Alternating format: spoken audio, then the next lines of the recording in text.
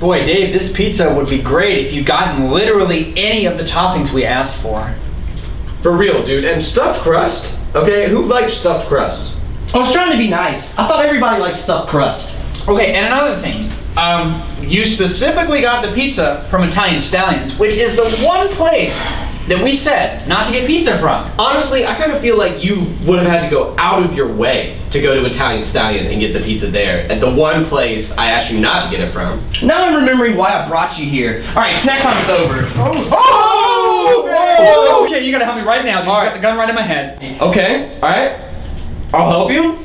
On one condition. Okay, yeah, what is it? You gotta admit that Shred's TV show is bad. No, I'm not gonna do that. Why are you even bringing this up right now? This is not the time. This is the time. Just say it. If you say it, I'll save you. No, I will not, okay? The show is really well done. It's pretty remarkable. It stays really close to the source material, and dude, Doc Brown, they got Christopher Lloyd coming back next season. That's enough. I'm the one with the gun here. Yeah, run. All right, help you! Oh, staring death in the face right now. You gotta be kidding me with this.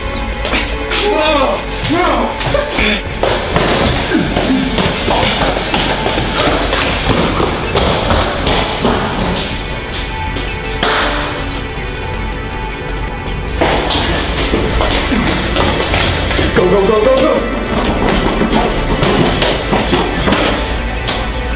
Come out.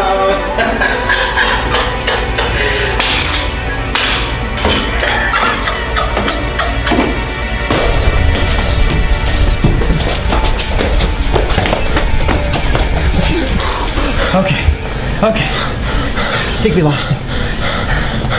Oh man. You know what I could really go for right now? What?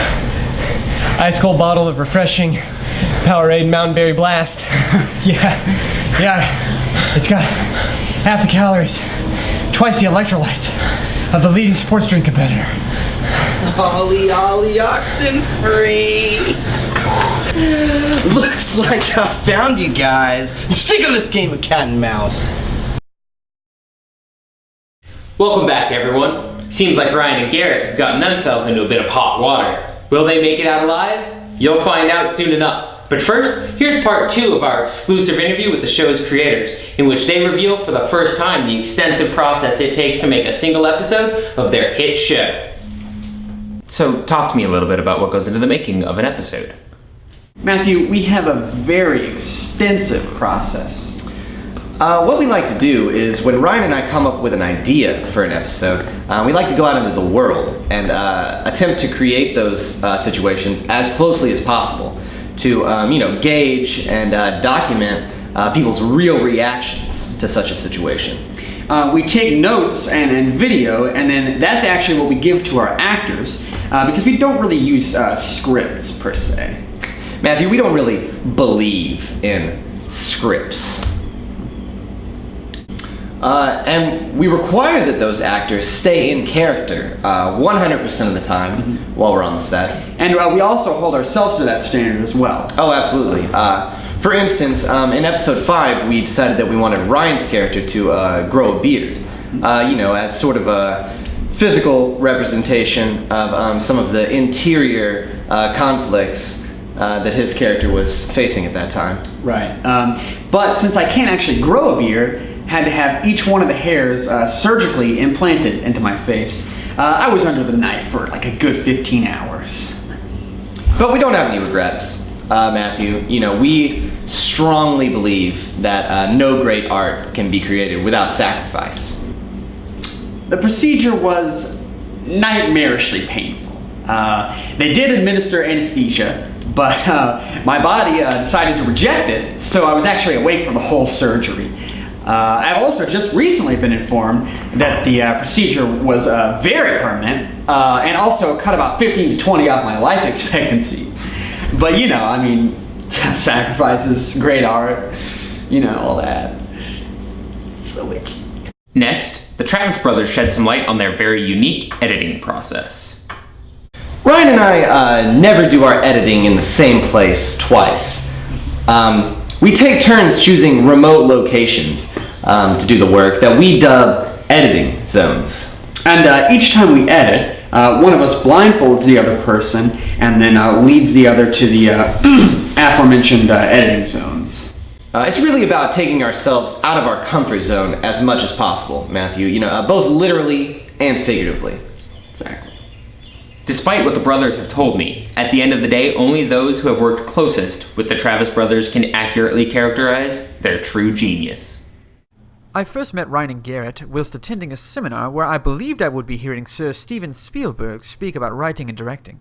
However, I soon found out that the Travis brothers themselves were the actual speakers, and that they were hiding in the audience to make a better entrance. Long story short, when I emerged from the seminar, I immediately called up Sir Scorsese, Martin, to tell him unfortunately I could not star in his next film as I'd planned. I simply had to be a part of the Travis Chronicles. My therapist recommended that I get a restraining order on Garrett, and I fully agree. He haunts me. One time he called me at 3 a.m., woke me up. Hello, Garrett? And I just heard him breathing. He wasn't even talking at first. He was just, and he said, I'm looking over the footage from yesterday's shoot, and I'll never forget this. And he said, tomorrow is your last chance. You have 9 lives because you're nothing but a and those 8 lives are up. And then I show up on set the next day. He does not say one word to me. But he does not take his eyes off of me. I still feel that gaze on me. Right now. He's actually doing it. Right now.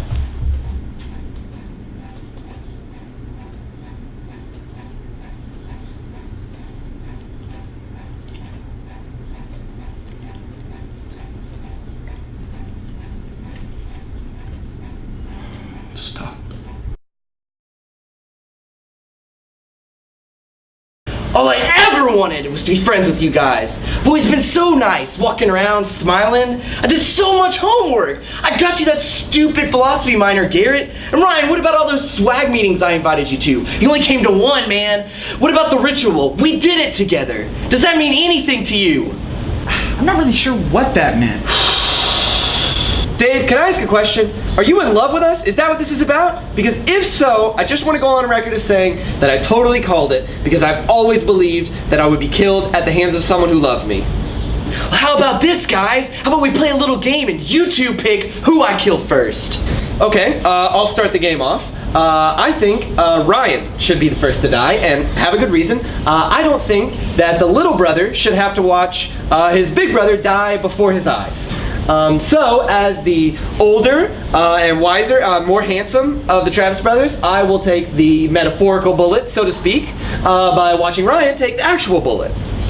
Okay, and here's my counterpoint. I think it should be Garrett who dies first, because he's the older Travis brothers, so sort of like first in the world, first out type things, sort of complete the cycle. Honestly, if you just took him, you could let me go. I'm not gonna. All you two do is argue and obsess over yourselves all the frickin' time, even now, in the face of death. Oh man, it's really setting in for me now, Ryan. We really might die out here. How is it just now setting in? Ryan, I have a very thorough system of repression which allows me to never think about my mortality, okay? But it's not working now. It's breaking down, and I'm thinking about it. Dave, please don't kill me, okay? I will do anything. Literally anything. Is it a sex thing? Huh? I will do anything sexual, dude. Think of anything. Have you seen anything on the internet? Like something crazy? I'll do it. I'll do it right now, dude. Just pull your pants down. I'll do it. I'll do it right in front of Ryan, okay? Please don't kill me.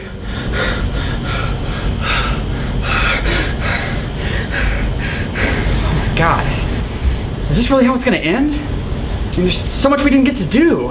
It's like, we never got to see what happens between me and Ellen.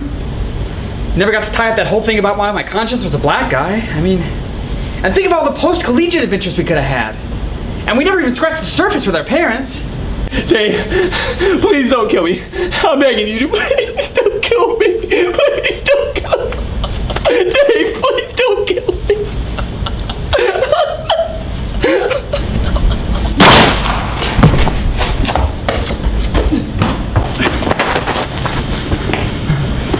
Well, Ryan, looks like this is the end. Dave, wait!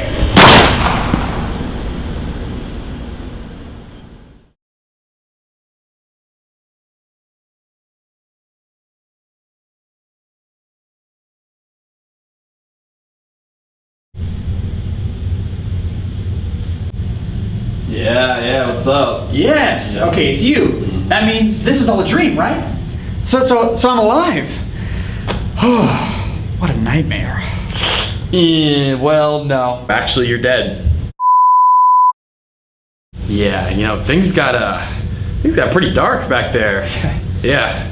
But you know, I'm here to sort of lighten things up before you guys, you know, move on. Move on? Oh, is that Ryan? You're here too? Ooh, what up? What is up? Who's this guy? Oh, that's my conscience. Your conscience is a black guy. That's kind of odd. You know, is there some sort of like reasoning behind that, or you know, like an explanation?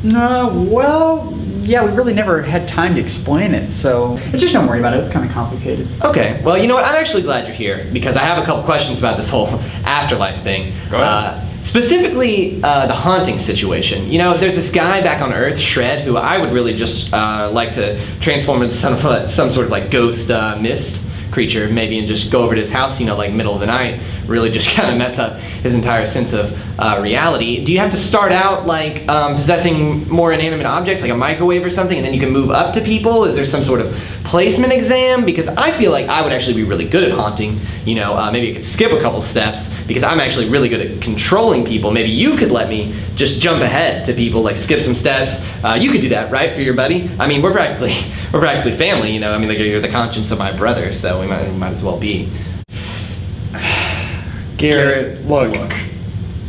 Go ahead. Garrett, look. Don't you think you should be thinking about using these ghost powers for, you know, good to help people, if they do exist? Do they?